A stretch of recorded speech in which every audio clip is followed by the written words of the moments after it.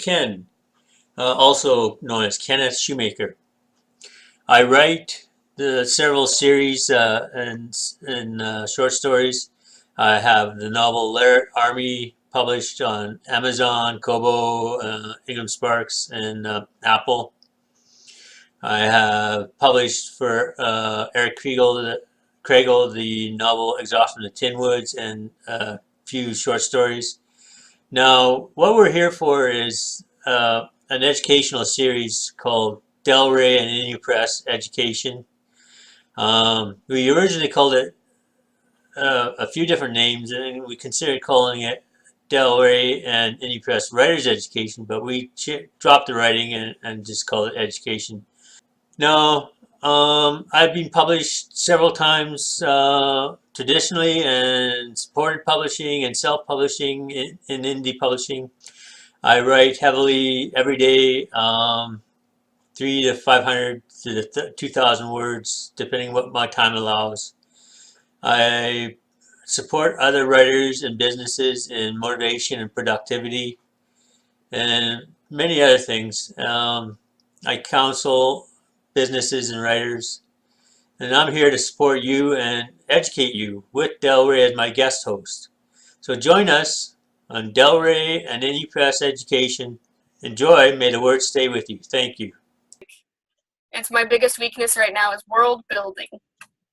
I love that one. It's on world building. I love that one. And I don't know how to organize it all to come out on paper. I'm trying. I'm working on it. I've got some outlines of some things I know I have to work on, but I don't know how to get into. You've been in my office. You see my bookshelf. I got binders and binders of it. Yep. I need to figure out how to get there. There's different methods, right? Everybody's got their own method. I have character profiles, I have world profiles, I have world system profiles, and then world specific profiles. Yeah. So like for my medieval fantasy, I have Quantos world setting. And then in the Quantos world setting, I have the series specific ones and the novel specific ones. I have Danise, Morgus, Bloodgrew, and so in one binder I have the notes for the Quantos world setting, like the cultures, the weather systems, the political systems, the race specific systems, and such notes, and the maps. You gotta have maps. Yep. And the timelines, calendars, and things like that. Then in other binders, I have this series-specific stuff. So like Bloodgrew's got his character, all the NPCs, what I call NPCs. That's gaming term. You're familiar with that. Which are the characters there are that setting specific. Yeah. And location-specific stuff. Location-specific maps, economics. You always keep track of economics, in my opinion, because unless you're writing something that has no bearings at all on, like, if they're not ever going to have anything to do with economics of any kind, then don't worry about economics. But if somebody's going to purchase something sometime or another, you got to know the currency. You got to know Yeah. You want to know economics. Yeah. Weather. Is it going to rain or is it going to snow? Maps, the cities or the country or the continents or the planets or the solar systems or whatever. Even the galaxy, if you want to go that far. Or a series of galaxies or clusters. Down to houses or buildings. Then the character bios of your main characters. Pardon? I know the layout of like 2 buildings. I know Gabe's acreage and I know Abdaziel's cabin. You want to have at least a rough sketch. So when Mhm. you write, you're not changing it and you're writing. Yeah. The room's not suddenly got a door in the west wall when it had a door in the south wall before. Yeah. Yeah. It's not 20 by 20 in one story and then 20 by 25 in another story. Yeah. Unless they did renovations. Unless they do renovations, of course. The table's not in the far left corner when it used to be in the far right corner unless somebody's gone and moved things. Yeah. Um, I Basic basically know. description of your characters. Hair color, eye color, setting of the eyes, Yep. length of the hair, Yep. nose size is description, lips and teeth, Mhm. ears, neck, chin, cheeks, shoulders, general body description, height, weight, ethnicity, because that Mhm. affects skin tone. Yep. Race, like if it's not standard human, like if you're doing fantasy or science fiction, yeah, Mhm. not all humans. So you Yep. can have a general description of them. Of all my main characters, I have one human. Everybody else is something else. Yeah, even my science fiction, like the humans aren't all humans. Mhm. There's humal, humar, and the humar is short and small. The humal are tall and big compared to general humans. Yeah. So you want a general description of your characters.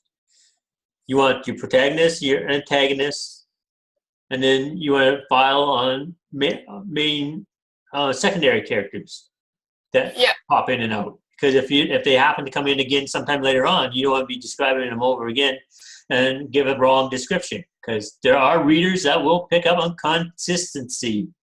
Continuity is huge in any writing. Yep. When I was working on my novel, I had a whole bunch of different colored tabs that I'd put on the pages to help me keep track of stuff. Like one of them was characters. One of them was when I put little foreshadows in, if those were going to be actually like foreshadowing for this book, or if they were like giving a hint at what's going to happen next, sort of thing.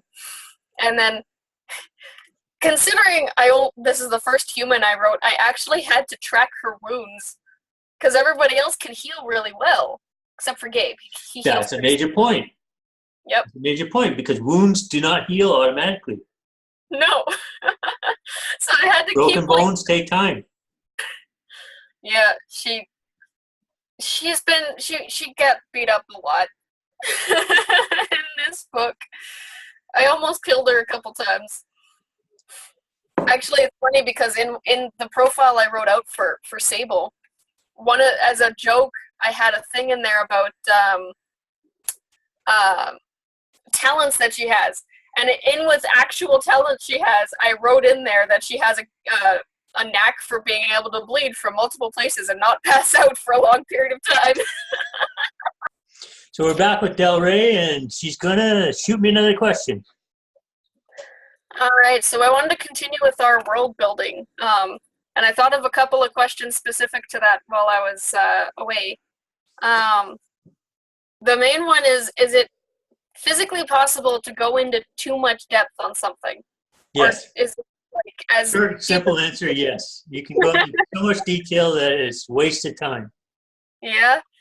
So how do you know when But you put the something balance in? point is you need the details for backstory, Mm-hmm. right? You need your backstory.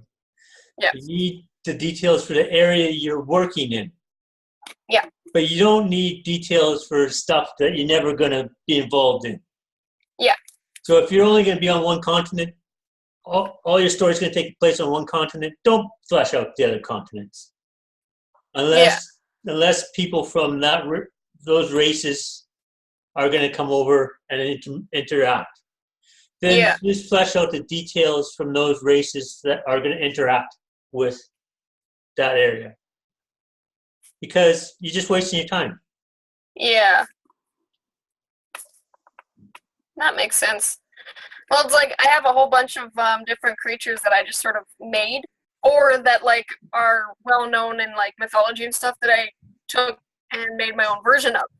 But I've been sitting here like I gotta flesh all of these out now and explain all of them and stuff. But really, I just have to explain what you're Physical gonna. details, racial details, cultural details. That's all you need.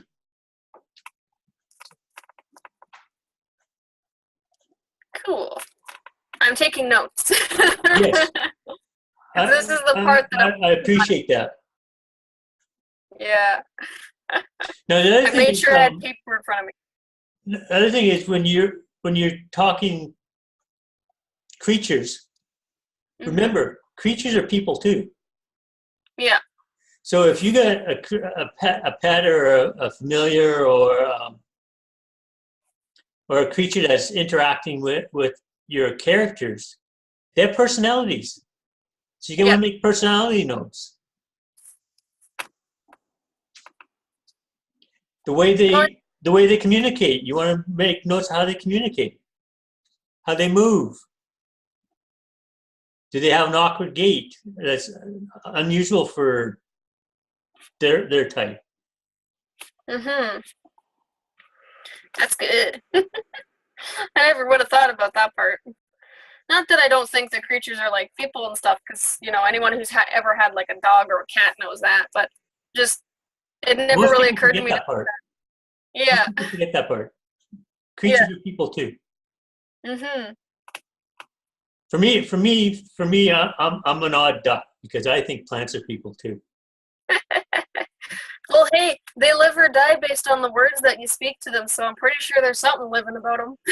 Yeah. I got trees in my living room.